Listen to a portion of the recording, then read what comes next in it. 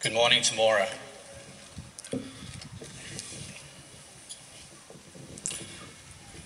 It is a great privilege for the Royal Australian Air Force to represent the Australian Defence Force here today in Temora, and in particular for me to be given the opportunity to speak on this, the 100th anniversary of the ANZAC landing at Gallipoli. The centenary of ANZAC provides all Australians with an opportunity to remember, to reflect, and upon the service and sacrifice of our past and current servicemen and women, and to honour more than 102,000 Australians who have given their lives for this nation.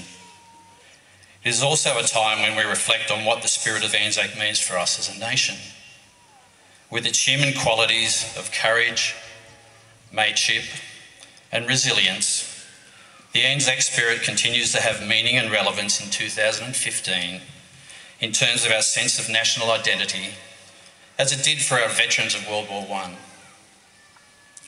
With that in mind, I'd like to recount to you the commitment and ANZAC spirit of a particular World War I Australian soldier from Temora. His name was Ernest Charles Wennebaum, my grandfather's brother, my granduncle.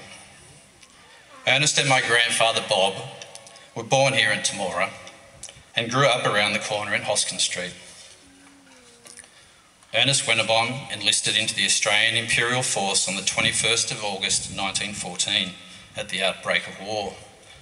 Like many of those early volunteers, described as a cream of Australia's youth, Ernest helped to create the ANZAC legend that did so much to bond the young nation of Australia. Despite Ernest being only 17 years old, his daughter Betty Sage told me that her father upped his age to 20 in order to join the AIF and go off to the great experience. Upon enlistment, Ernest became part of the 3rd Battalion. The 3rd Battalion was raised within a fortnight of the declaration of war in August 1914 and embarked just 2 months later. Ernest left Sydney on the 21st of October and after a brief stop in Albany, Western Australia, sailed to Egypt with the other soldiers of the 3rd Battalion, arriving on the 2nd of December. After only 4 months of training, Ernest and the other members of the 3rd Battalion left Egypt on the 5th of April 1915 aboard the Derflinger to take part in the war on the Gallipoli Peninsula. Ernest Charles Wennebaum took part in the ANZAC landing on the 25th of April 1915 as part of the second wave. He served there until he was evacuated back to Egypt in July. It was probably a blessing in disguise for Ernest that he was not with his battalion when they headed up the assault on Lone Pine on the 6th of August, which resulted in heavy casualties. After the AIF withdrew from Gallipoli and returned to Egypt, Ernest was transferred to the 45th Battalion.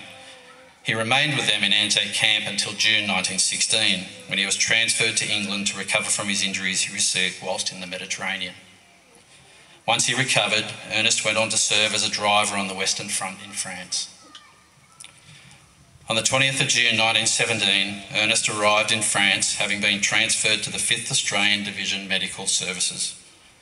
He served on the Western Front as part of the 4th Australian Field Ambulance and then the 1st Australian Casualty Clearing Station in Boulogne, until he himself succumbed to trench fever and was subsequently transferred back to England.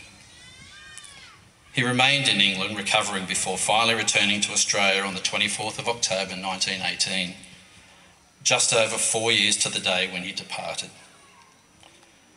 Ernest went on to live a full life to the age of 84, passing away in 1981 in Melbourne.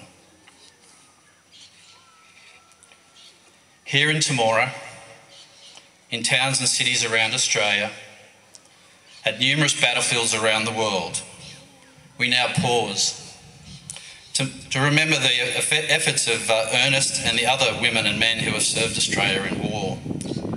We should seek to honour their contributions by trying to live in a manner that they would have expected of us.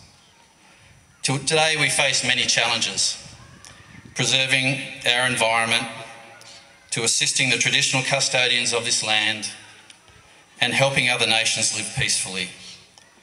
These are all areas where, as a nation, we can have an enduring and positive effect both locally and around the world. Today, on ANZAC Day, we should ask ourselves, how would Ernest and the other Temora returned veterans expect us to face these challenges? If we can reflect on the positive and selfless contributions of those who have gone before us, I believe the right course of action that has previously contributed so much to shaping the identity of this proud nation will come to the fore.